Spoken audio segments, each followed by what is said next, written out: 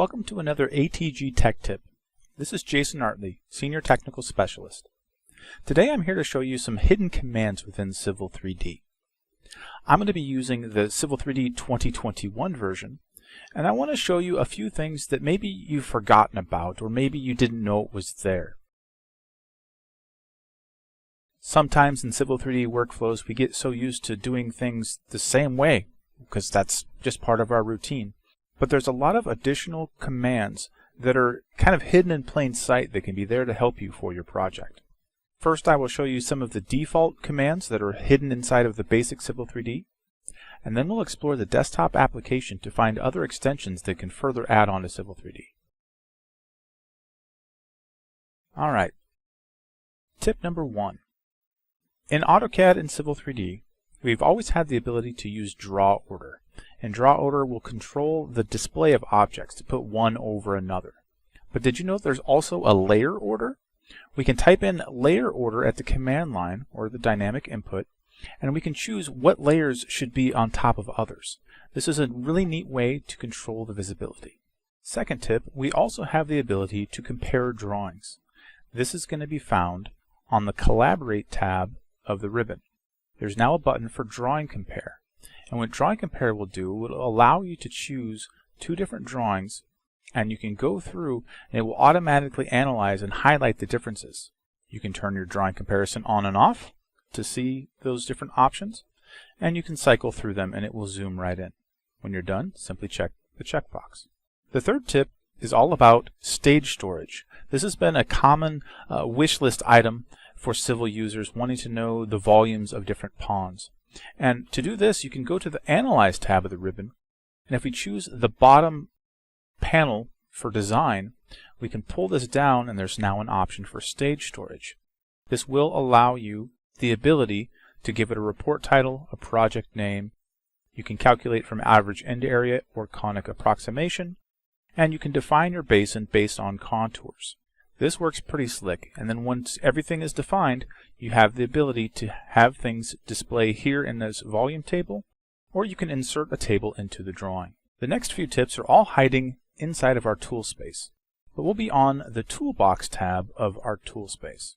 If you don't see the Toolbox tab, what you can do is come over to the Home tab of the ribbon, and right next to the tool space icon are these 4 other small icons, and you can turn them on and off, and that will control whether or not they are displayed on the tool space. So inside of the toolbox, here we have our reports, which are great for different PI stations and station and curve and pipes and parcels and things like that. Those have been there for years. But what's different is sometimes you're going to see things underneath the Subscription Extension Manager and under Miscellaneous Utilities. One that I like to point out here in the Miscellaneous Utilities is under Surfaces. We've always had the ability to do a quick profile by selecting a polyline and getting a quick profile out of it. But there's also a quick cross-section that's been hidden inside of the toolbox. There's also this great command to automatically identify the high and low points of a surface. This will place Kogo points at the high and low points. The next tips involve utilities and subscription extensions that are going to be found on the Autodesk Desktop app.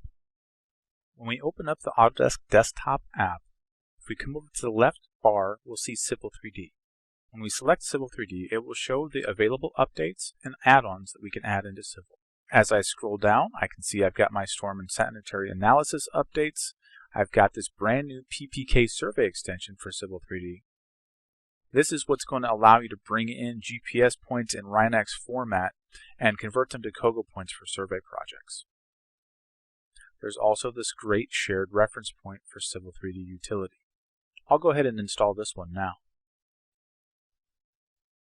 Be sure to follow up on your desktop app and come back through here every now and then to see if there's something new. Sometimes you'd be surprised what you'll find. Now that I have these updates installed, let's go find them in the toolbox. I'll come down to the Toolbox tab of the tool space, and I will first expand my Subscription Extension Manager. And here's where I will find that Autodesk Shared Reference Point for Revit. This works really well, and all you need to do is right-click and execute to launch that utility. I'll also show you this Shapefile Import-Export utility that I also downloaded. This actually does a lot more than just our shapefiles. So if I expand this one, here we're going to see utilities for shapefile, import, export. We can do our COGO points, our feature lines. We can import Civil 3D survey databases as well. There are separate setting controls for each of those items, as well as how it's going to handle an XML file. As we continue down the list, you're going to see additional commands for geometry and breakline tools. This has to do with how Civil is going to deal with feature lines and breaklines. Notice we also have this great utility to Xref copy Civil 3D objects. So we'll be able to bring in Civil 3D objects from an Xref without needing to promote them from a data shortcut. Also notice we've got new point table capabilities, and we have enhanced tooltips that are going to show us our property sets and our linked files. I hope these tips have been helpful. Please stay tuned for future offerings from ATG. Thanks for watching, and we'll see you next time.